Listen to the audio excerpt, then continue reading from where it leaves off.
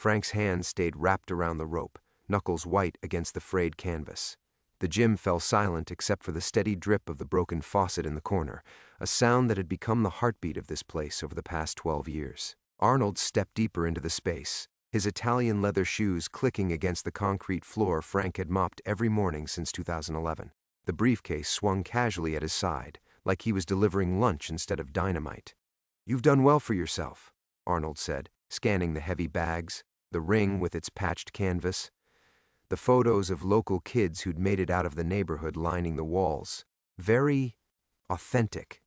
The word dripped with condescension. Frank released the rope and turned to face the man who'd stolen 36 years of his life. Arnold looked good, too good, the kind of preserved wealthy that money bought you when you didn't spend 15 years eating prison food and sleeping on a cot. "Get out." Frank's voice came out rougher than he'd intended. "Before you hear my offer?" Arnold set the briefcase on the bench press, right next to where Marcus, one of Frank's best kids, had left his homework.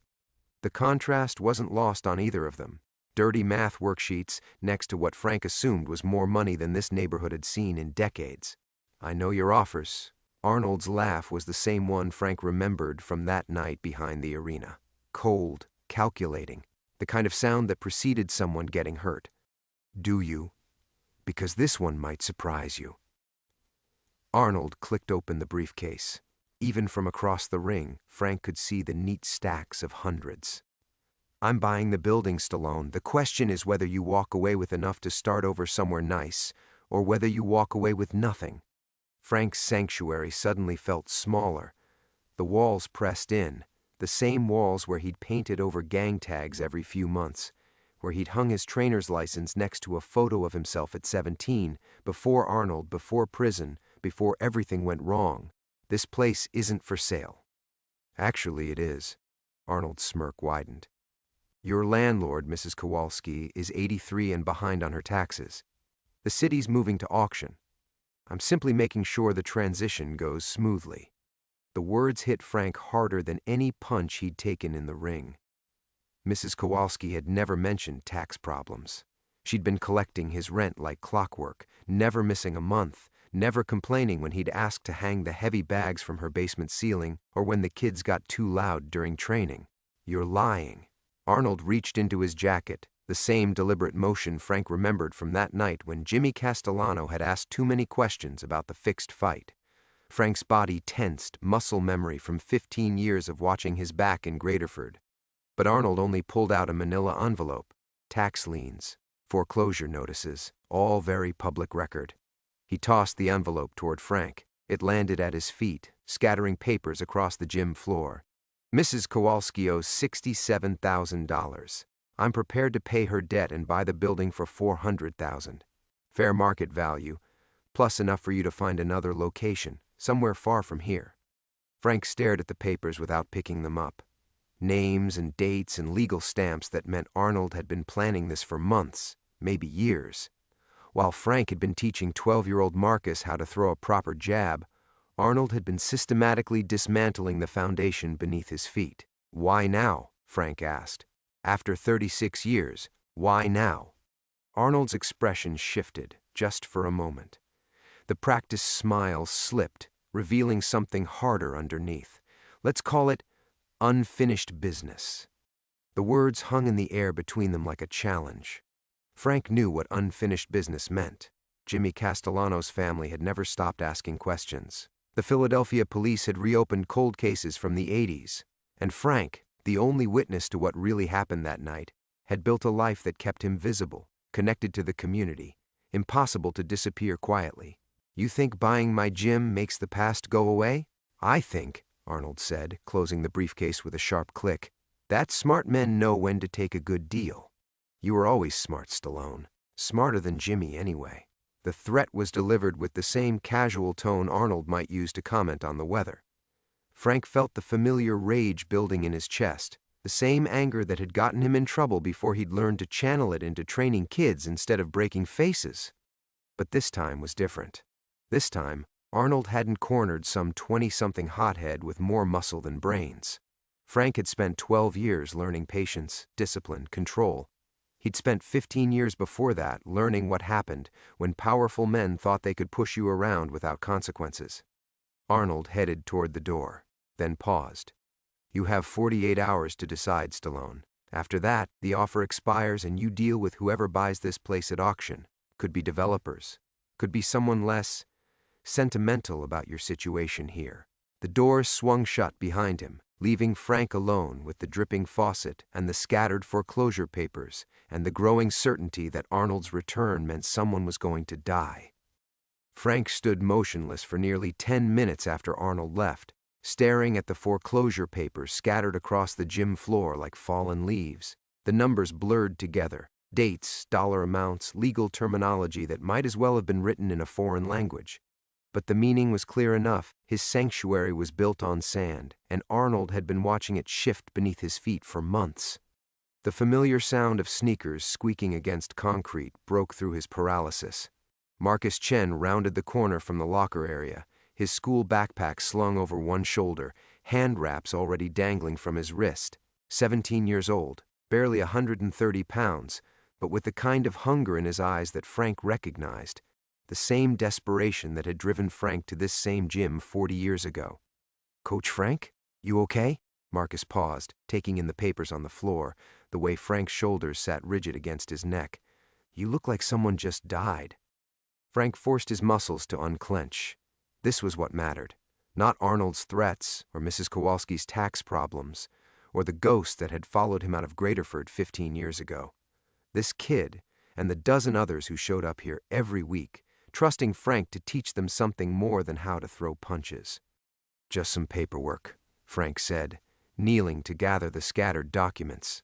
His knees protested, old injuries from his fighting days layered over newer aches from 12 years of demonstrating proper form to teenagers. "You ready to work on that footwork?" Marcus dropped his backpack next to the bench press and started unwrapping his hand wraps with practiced efficiency. "My mom asked about the tournament again. The one in Atlantic City next month." Frank's hand stilled on the papers. The tournament registration fees were due Friday, $200 he'd been planning to pull from next month's rent money. If Arnold was telling the truth about the foreclosure, there might not be a next month. "What did you tell her?" "That you said I was ready." Marcus's voice carried a note of uncertainty that hadn't been there a week ago. "I am ready, right? Coach Tommy at the PAL Center said his guys are going to destroy me. But you always tell us not to listen to other people's noise." Frank stood slowly, folding the foreclosure papers and shoving them into his back pocket. Marcus was more than ready. The kid had been out working fighters twice his size for 6 months, staying after hours to work the heavy bag until Frank had to physically drag him out of the gym. He had the discipline Frank had never learned at 17, the patience that came from understanding that boxing was about building something, not just tearing things down. "Coach Tommy's got a big mouth because he's never had to fight for anything real." Frank moved to the equipment closet, pulling out focus mitts that had been repaired so many times the original leather was mostly duct tape and hope. "You think I'd waste your time if I didn't believe you could win?" The uncertainty melted from Marcus's face, replaced by the fierce concentration that transformed him from a slight teenager into something dangerous. Frank had seen that same transformation in the mirror once, back when he thought boxing was his ticket out instead of Arnold's trap. They worked in comfortable rhythm, Marcus throwing combinations while Frank called out adjustments, the sound of leather against padding echoing off the walls like a meditation. This was the quiet part Frank treasured most, the space between heartbeats where the rest of the world disappeared and there was only the pure geometry of movement, the honest conversation between teacher and student that required no words. "Keep your left up," Frank murmured as Marcus worked through a series of body shots. "Good. Now double it. Feel how much more power you get when you step into it." Marcus nodded, sweat already beading on his forehead despite the November chill seeping through the gym's single-pane windows. Frank watched the kid's reflection in the mirror behind the heavy bags, saw the way Marcus carried himself differently now than when he'd first stumbled through the gym door 8 months ago, all elbows and anger and nowhere to put either one. That's what Arnold didn't understand, what men like Arnold never understood. This place wasn't about the building or the equipment or even the boxing. It was about the space between who these kids were and who they could become.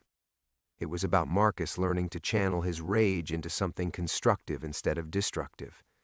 It was about 12-year-old Destiny Rodriguez discovering she was stronger than her older brothers had ever let her believe. It was about second chances and third chances and the radical idea that your past didn't have to define your future. Frank caught sight of the photo wall over Marcus's shoulder. Dozens of kids who'd trained here over the years, some in graduation caps, some in military uniforms, some just smiling next to trophies they'd never expected to win. His legacy wasn't the fights he'd won before Arnold destroyed his career. It was here, in these faces, in the knowledge that he'd helped build something that mattered.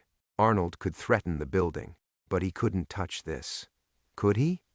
Frank was about to call for a water break when he heard the front door scrape against its warped frame. The sound made him tense. Nobody else had keys, and drop-ins were rare this late in the afternoon. Marcus dropped his hands, breathing hard, following Frank's gaze toward the entrance. "Expecting someone?" Marcus asked, unwrapping his left hand. Before Frank could answer, footsteps echoed through the narrow hallway that led to the main gym. Not the shuffle of sneakers he was used to, but the deliberate click of dress shoes. Frank's stomach dropped. Arnold again? Already? But the man who emerged wasn't Arnold. He was younger, maybe 45, wearing a rumpled suit that had seen better days and carrying a manila envelope that looked disturbingly similar to the one Arnold had thrown at Frank's feet 3 hours earlier. "Frank Torino?" The stranger's voice carried a slight Philadelphia accent, softened by years of trying to sound more professional. "My name's Detective Ray Kowalski. I need to speak with you." The name hit Frank like a body shot. Kowalski, Mrs. Kowalski's grandson, the one she'd mentioned was working his way up in the police department, the one she worried about because he worked too many hours and never called. "Marcus," Frank said quietly, not taking his eyes off the detective, "why don't you hit the heavy bag for 10 minutes? Work on those combinations we just practiced." Marcus glanced between them, clearly sensing the tension that had suddenly filled the space like smoke. But the kid was smart enough not to ask questions. He grabbed his gloves and moved to the far end of the gym, though Frank noticed he positioned himself where he could still see everything. Detective Kowalski waited until the rhythmic thudding of Marcus's punches provided cover for their conversation. "My grandmother mentioned you rent this space from her. 24 years. Frank's voice came out steadier than he felt. "Never missed a payment. She also mentioned someone came to see her today, about selling the building." Kowalski opened the envelope and pulled out a single sheet of paper, a photocopy of something official-looking. "Arnold Kreis. That name mean anything to you?" Everything in Frank's world tilted slightly off-axis. Of course Arnold had gone to see Mrs. Kowalski directly. Of course he'd moved fast, putting pressure on every angle before Frank had time to think, to plan, to figure out what was really happening. "We have history," Frank said carefully. "What kind of history?" Frank studied the detective's face, looking for any sign that this was more than coincidence, that maybe Arnold had reached into the Philadelphia Police Department the same way he'd reached into everything else. But all he saw was tired concern and the particular wariness cops developed after years of knowing that every conversation might be the one that mattered, the kind that put me in Graterford for 15 years. Kowalski nodded like he'd expected that answer. "I pulled your file. Assault charges related to a fixed boxing match in 1987. Served your full sentence, clean record since release." He paused, watching Frank's reaction. Clean except for one thing. Frank's hands started to sweat inside his worn gym gloves. "What's that?" "You were scheduled to testify in a murder investigation. Jimmy Castellano. Ring a bell?" Kowalski's voice dropped lower, forcing Frank to lean in. "Case went cold when the key witness, that's you, ended up in prison before the grand jury could hear his testimony." The heavy bag stopped swinging. Marcus had stopped hitting it, probably straining to hear their conversation despite the distance. Frank felt the walls of his carefully constructed world beginning to crack. 36 years of buried truth pushing against the surface like groundwater after heavy rain. "I don't know anything about any murder." "Maybe not." Kowalski folded the paper and slipped it back into the envelope. "But here's what's interesting. Jimmy Castellano's case just got reassigned to a new task force. crimes from the '80s that might have DNA evidence worth testing with modern techniques. And suddenly, Arnold Kreis is buying buildings in South Philadelphia for the first time in his life. Frank's mouth went dry. The sound of Marcus resuming his workout felt distant, muffled, like it was happening underwater. "What are you saying?" "I'm saying my grandmother's been in this neighborhood for 60 years. She's seen developers come and go, seen the mob move in and out, seen everything change except one thing. Nobody messes with an 83-year-old Polish woman unless they're desperate." Kowalski stepped closer, and Frank caught the smell of coffee and cigarettes, the particular exhaustion that clung to cops who'd been working the same case too long. "Arnold Kreis paid her tax debt this afternoon. Cash. $400,000 for a building that's worth maybe half that." The words landed like a punch Frank should have seen coming but didn't. Arnold hadn't been making threats. He'd already won. The building, the gym, Frank's entire carefully rebuilt life, all of it was already gone. He bought it? Frank's voice sounded hollow in his own ears. He bought it. And now I'm wondering why a man like Arnold Kreis needs to own the building where the only witness to Jimmy Castellano's murder teaches kids how to fight. Frank felt the floor shift beneath his feet like he was back in the ring, caught off balance by a combination he never saw coming. The envelope in Kowalski's hand seemed to pulse with threat, but it was the detective's expression that made Frank's chest tighten. Not accusation, but something worse. Pity. "I need to lock up," Frank said, turning away from those knowing eyes. "Marcus, that's enough for today." The kid looked like he wanted to argue, glancing between Frank and the detective with the sharp awareness that came from growing up in a neighborhood where police visits meant someone's world was about to change. But Marcus had learned to read Frank's moods over 8 months of training, and something in Frank's tone made him start unwrapping his gloves without complaint. "Tournament's still happening, right?" Marcus asked as he gathered his gear. The question carried more weight than it should have. Frank could hear the kid's real fear underneath, the terror of having another adult disappear from his life without warning. "Yeah," Frank lied, because what else could he do? "We'll talk about it tomorrow." Kowalski waited until Marcus left before speaking again. "You can't run from this, Frank. Not anymore." "I'm not running." Frank began turning off the overhead lights one by one, using the familiar routine to keep his hands busy. "I've been here 24 years. That sound like running to you? It sounds like hiding." The words hit harder than they should have. Frank paused with his hand on the light switch, remembering the morning 15 years ago when he'd walked out of Graterford with nothing but the clothes on his back and a promise to himself that he'd never be powerless again.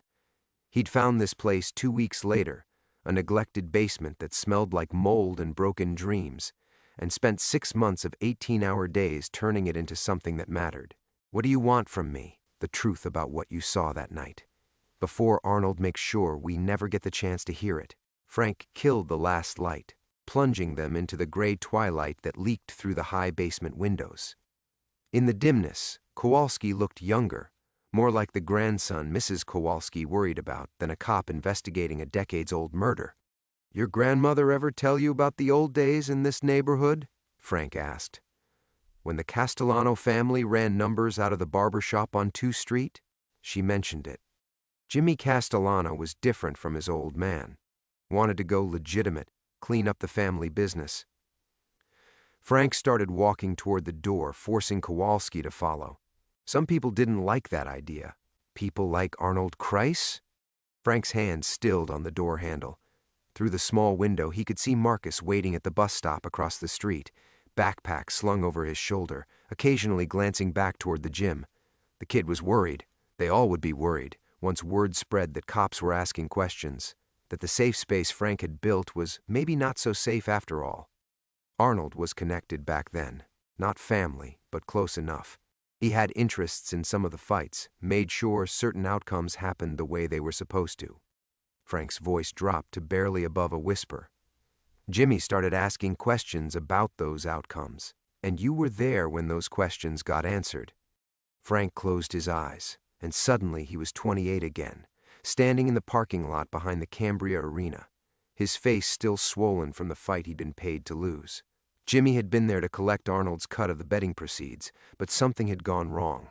Voices raised, the sound of a car door slamming, then silence that felt too loud, too final.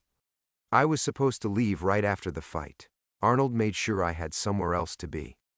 Frank opened his eyes, meeting Kowalski's gaze in the gathering darkness. But my car wouldn't start. Bad alternator. So I was still there when Jimmy arrived. And you saw Arnold kill him. The words hung between them like a confession Frank had been carrying for 36 years. Part of him felt relief at finally speaking it aloud, but a larger part felt the ground shifting again, the life he'd built threatening to collapse into the hole where his silence used to be. I saw Arnold clean up a problem. Kowalski nodded slowly, like pieces of a puzzle were finally clicking into place. And when you got arrested for the assault charges related to the fixed fight, Arnold made sure I understood that talking about what I'd seen would be bad for my health. Prison was safer than testifying. Frank finally opened the door, cold November air rushing in to fill the space between them. It was supposed to stay buried, but now Jimmy's case is being reopened. DNA evidence, new forensic techniques. Kowalski stepped out onto the sidewalk, his breath visible in the chill. Arnold can't control that like he controlled you. So he's buying up the neighborhood instead. Frank locked the door with hands that trembled slightly, starting with the building where the only witness lives. Across the street, Marcus's bus pulled away, taking the kid home to a world where gyms stayed open and tournaments happened as promised. Frank watched until the taillights disappeared, wondering how many more lies he'd have to tell before this was over. Middle development. The bus exhaust hung in the November air like a judgment. Frank stood on the sidewalk watching the empty street, feeling the weight of Kowalski's presence beside him, and the heavier weight of 36 years of silence finally cracking open. There's more, isn't there? Kowalski's voice cut through the cold. Something you haven't told me yet. Frank's keys bit into his palm.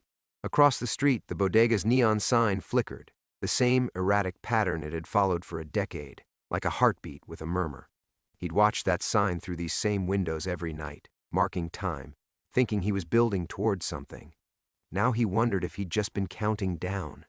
Jimmy wasn't just asking questions about the fights, Frank said finally. He had proof, documentation, names, dates, amounts. The words felt like pulling glass from an old wound. Arnold didn't just kill him to shut him up. He killed him to get those papers back. Kowalski pulled out a small notebook, pen poised. What kind of documentation? Ledgers, financial records going back 5 years. Jimmy showed them to me the week before he died. Thought I might want to know how much money I'd made other people lose. Frank started walking, needing movement to push the words out. Every fixed fight, every bet, every payoff. All of it written down in Jimmy's careful handwriting. And Arnold got the ledgers? That's what I thought. Frank paused under a streetlight, remembering Jimmy's face in the parking lot that night. Not surprised when Arnold appeared, just tired, resigned, like a man who'd been expecting this conversation for months. But what if he didn't? The question hung between them as they walked past Mrs. Kowalski's building. The windows on the first floor glowed warmly, and Frank could see the detective's grandmother moving around her kitchen, probably preparing dinner for one because her grandson worked too many hours chasing 30-year-old ghosts. You think Jimmy hid them somewhere, Kowalski said. It wasn't a question. Jimmy was smart, methodical. He knew Arnold was going to come for him eventually. Frank stopped walking, struck by a memory so clear it felt like stepping through glass. He asked me something that night, right before Arnold showed up. Asked if I trusted my trainer, Mickey Torino, your uncle. Frank's head snapped toward Kowalski. How do you... I told you, I pulled your file. Mickey trained fighters out of a gym on Passyunk Avenue until he died in 1995. Heart attack. Kowalski's voice gentled slightly. You spoke at his funeral, said he was the only father you'd ever had. The grief hit Frank like a body shot. Sudden, breathless, doubling him over with the force of loss he'd thought he'd finished processing years ago. Mickey had been more than a trainer, more than family. He'd been the voice in Frank's corner when everything else went to hell, the one person who'd visited him in Graterford every month for 15 years, bringing news from the neighborhood and photographs of fighters who'd moved on to better lives. Mickey knew, Frank whispered, the realization spreading through him like poison. Jimmy gave him the ledgers that night, before he went to meet Arnold. Kowalski stopped writing. Frank, your uncle's been dead for almost 30 years. His house. Frank turned toward Kowalski, urgency building in his chest. Mickey never moved, never renovated, never changed anything. When he died, he left everything to the church, St. Monica's on 2 Street. They've been using it as a rectory ever since. You think the ledgers are still there? Frank's mind raced through the implications. If Jimmy had hidden financial records documenting decades of corruption in Mickey's house, and if Arnold had spent 36 years believing those records died with Jimmy, then the DNA investigation wasn't the only threat he was facing. The ledgers would have names, connections, proof of a criminal organization that probably extended far beyond boxing matches. Arnold doesn't just need me silenced, Frank said, his breath coming faster. He needs that house. Kowalski was already pulling out his phone.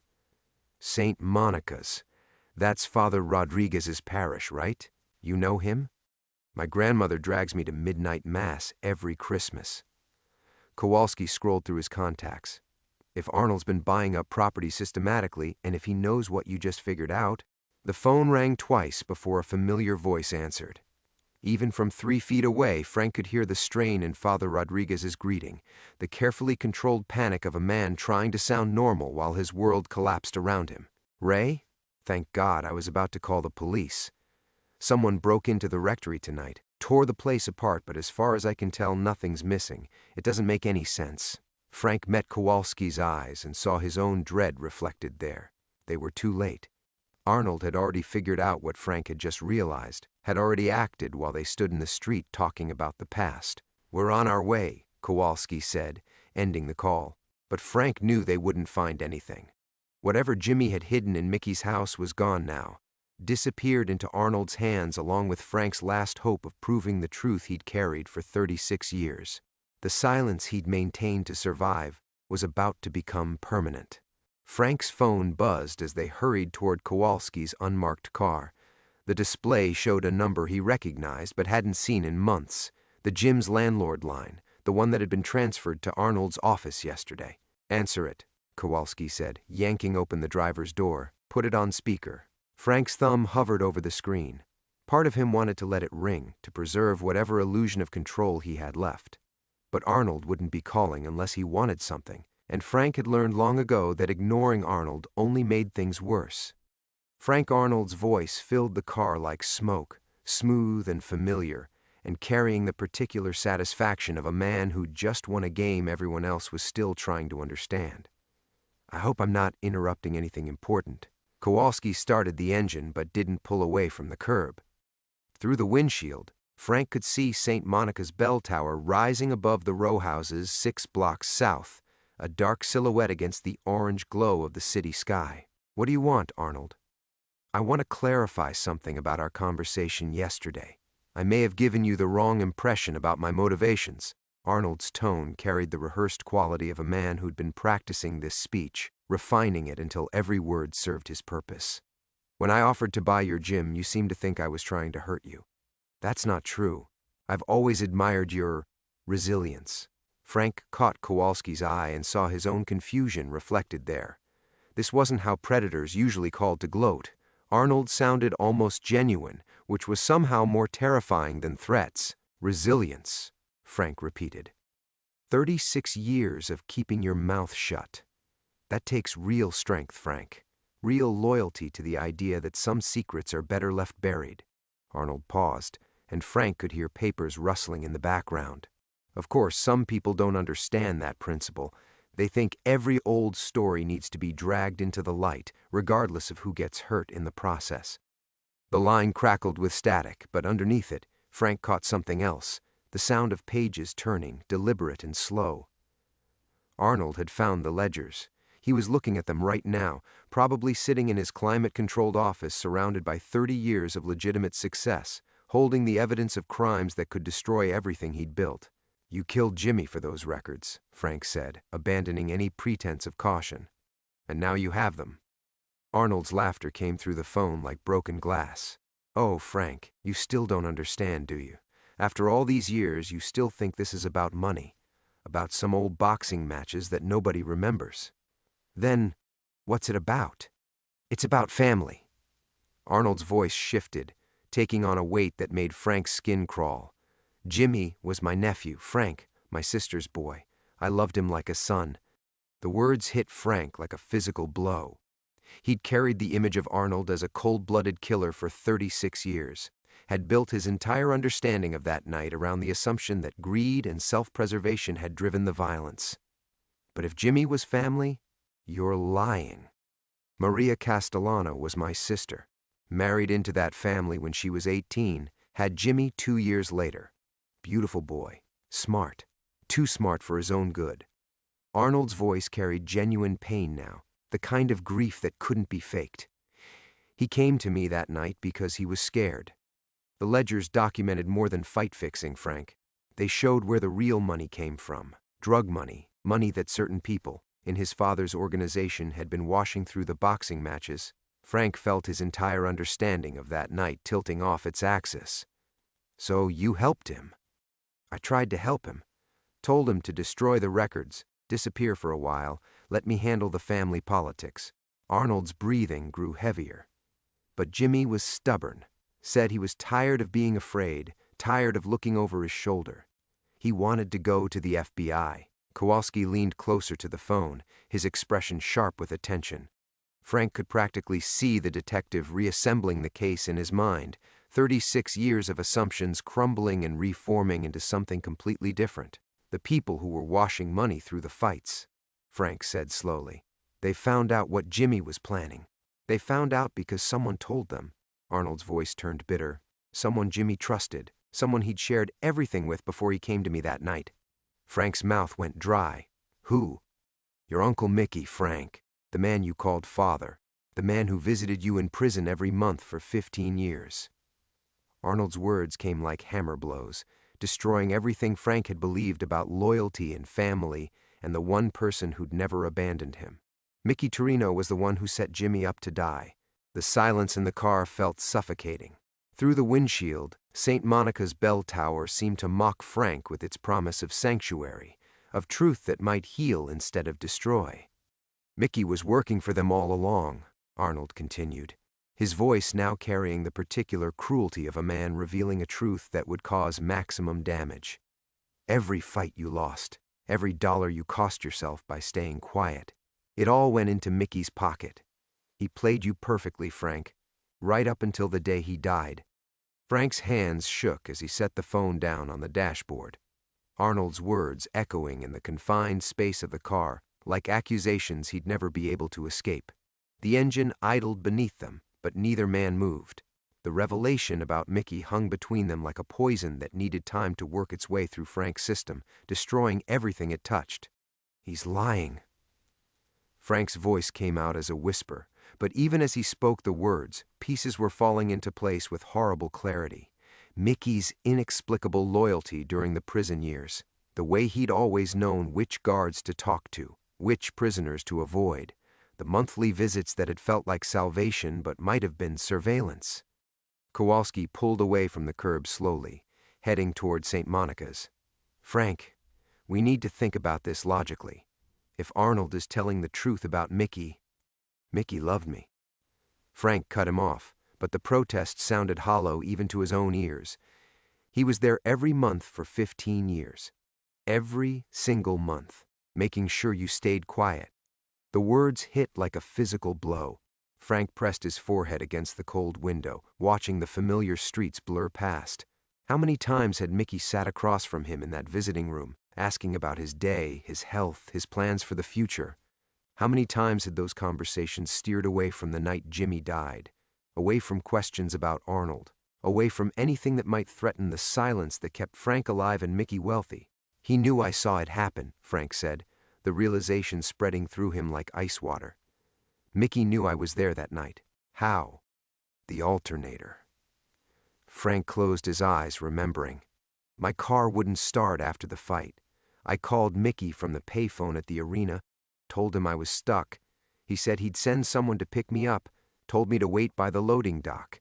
Frank's voice grew quieter. That's where Jimmy always met Arnold. Mickey knew exactly where to send me. Kowalski turned onto 2 Street, and the church came into view. Red brick facade glowing under the streetlights, windows dark except for the rectory where Father Rodriguez was probably still dealing with the aftermath of Arnold's search. Frank stared at the building where Mickey had supposedly hidden Jimmy's ledgers, where Arnold had torn through decades of accumulated memories looking for evidence that might not have existed at all. What if there never were any ledgers? Frank asked suddenly. What do you mean? What if Mickey lied about that too? What if he told Jimmy he'd keep the records safe, then destroyed them the same night? Frank's mind raced through the implications. Arnold's been looking for documentation that was turned to ash 36 years ago. Kowalski parked across from the church and killed the engine. In the silence, Frank could hear his own heartbeat, rapid and irregular, like a man running from something that had already caught him. There's only one way to find out, Kowalski said, reaching for his door handle. But Frank grabbed his arm, stopping him.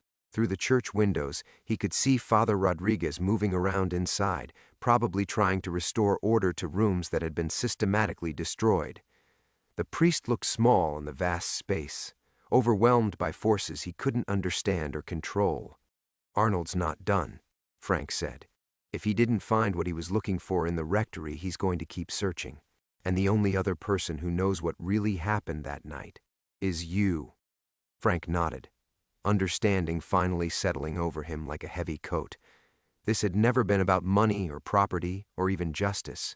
It had been about Arnold trying to protect a secret that was bigger than both of them, the murder of his own nephew, committed not out of greed but out of a twisted sense of family loyalty. Arnold had killed Jimmy to save him from the men who would have done much worse, and Frank was the only witness to that terrible mercy. He's going to come for me tonight, Frank said. Not to kill me, to convince me. Convince you of what? That keeping quiet is still the right choice. That some secrets are worth protecting, even when they destroy everything you thought you knew. Frank looked at Kowalski, seeing something like understanding in the younger man's eyes. Arnold believes he saved Jimmy from something worse than death. He believes Mickey was the real villain in all of this. And what do you believe?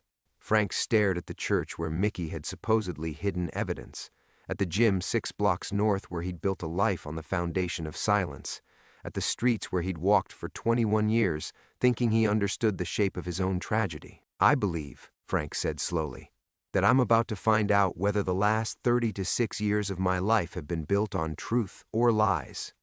And I'm not sure I'm ready for the answer. Frank's phone buzzed again before either man could move.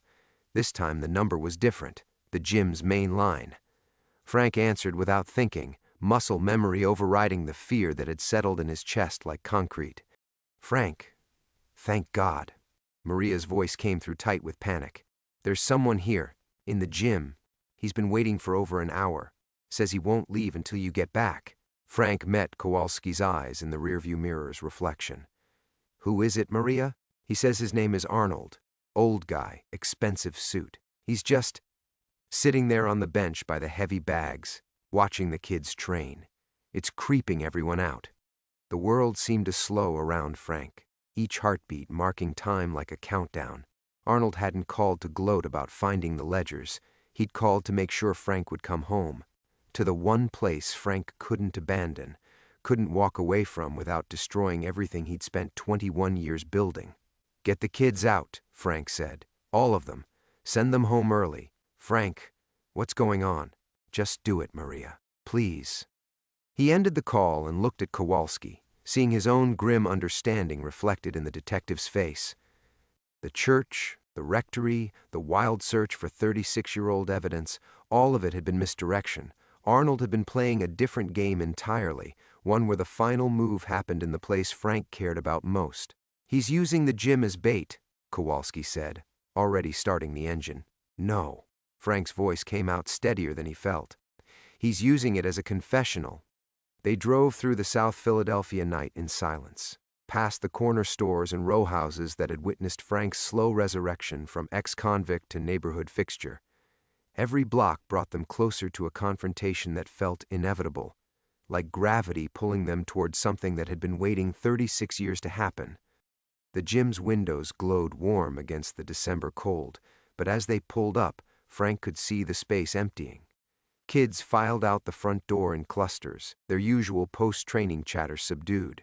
Maria appeared in the doorway, her face tight with worry as she ushered the last group onto the sidewalk. "You don't have to do this," Kowalski said, but Frank was already getting out of the car. The familiar smell of the gym hit him as he pushed through the front door, leather and sweat and the particular sharp scent of dreams being forged through repetition and pain.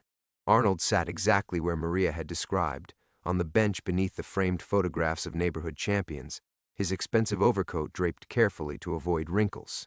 He looked smaller than Frank remembered, diminished by age in a way that the phone calls hadn't conveyed. But his eyes held the same calculating intelligence that had terrified a 28-year-old fighter in a parking lot 3 decades ago. "Frank." Arnold stood as the door closed behind them, leaving just the two of them in the space where Frank had rebuilt his life one lesson at a time. "Thank you for coming. You tore apart a church tonight." Frank stopped in the center of the ring, using the ropes as a barrier between himself and the past. Father Rodriguez didn't deserve that. "You're right. I let desperation make me sloppy." Arnold moved closer, his footsteps echoing in the empty gym. "I've spent 36 years believing Mickey hid those ledgers somewhere, that someday they'd surface and destroy everything I've built. Tonight, I realized the truth, which is, there never were any ledgers. Mickey burned them the same night he betrayed Jimmy. The only evidence that exists now is up here." Arnold tapped his temple with one finger. "And in here." He pointed at Frank. Frank felt something shift in his chest, like a door he'd kept locked finally beginning to open. "So what happens now?" "Now we finish what we started in that parking lot." Arnold reached into his coat, and for a moment Frank tensed, expecting a weapon. Instead, Arnold pulled out a thick envelope. "This is the deed to your building. Paid in full, no strings, no conditions. The gym is yours, Frank, forever." The offer hung in the air between them like a challenge Frank didn't know how to answer. 36 years of silence, bought and paid for with a gift that would guarantee the survival of everything he'd built from the wreckage of his old life. And in exchange? Arnold smiled, but there was no warmth in it. "You keep doing what you've been doing. You keep quiet about a family tragedy that would serve no purpose if it came to light. Jimmy's dead, Mickey's dead. The only people left are you and me, and we both know how this story ends." Frank looked around the gym, at the heavy bags hanging like silent witnesses, at the photographs of kids who'd found something better than the streets through the discipline he'd taught them. Everything he'd built, everything he'd become, balanced on the edge of a choice he'd thought he'd made 36 years ago. "I saw you kill him," Frank said quietly. "Yes," Arnold replied. "You did." The admission hung between them, like smoke from an old fire finally burning itself out. Frank stepped through the ropes into the ring, feeling the canvas give slightly under his feet, the same surface where he'd taught hundreds of kids that falling down wasn't failure, that getting back up was what mattered. "Jimmy was scared that night," Arnold continued, his voice taking on the weight of a confession he'd carried alone for 36 years.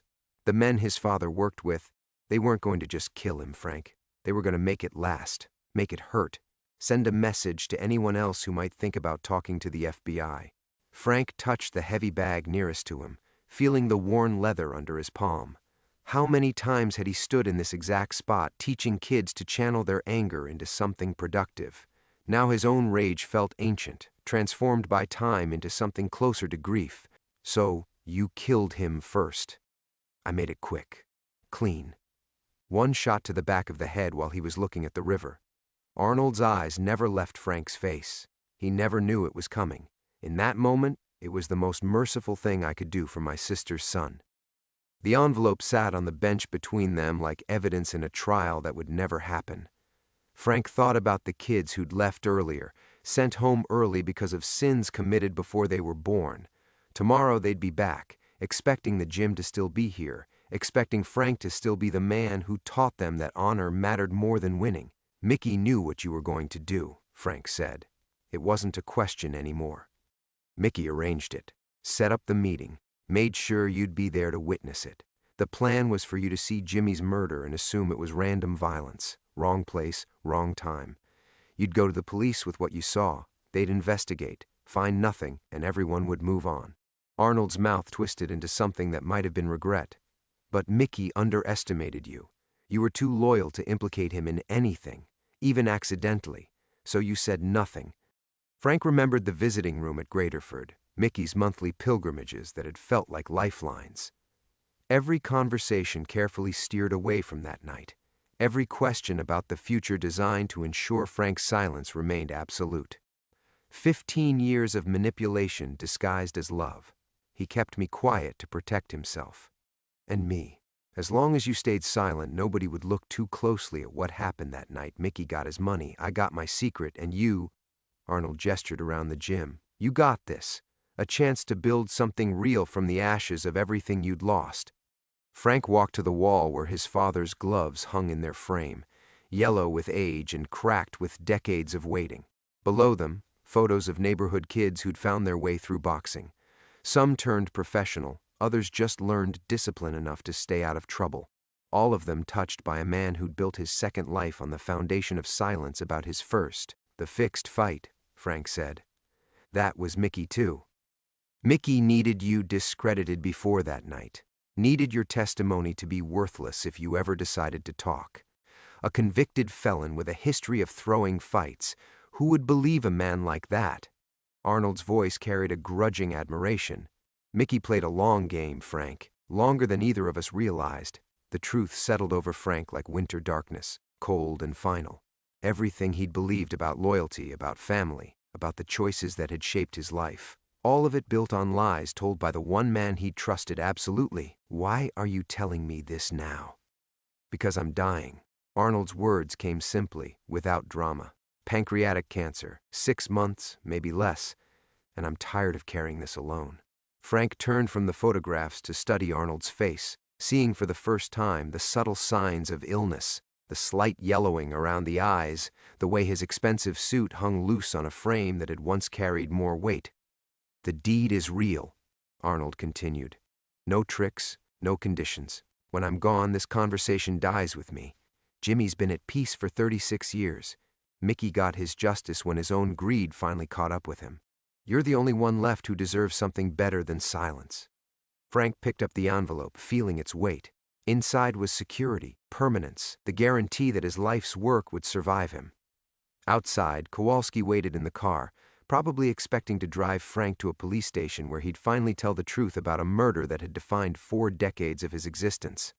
Through the gym's windows, South Philadelphia stretched out under winter stars, the same streets where he'd learned that some fights couldn't be won, only survived.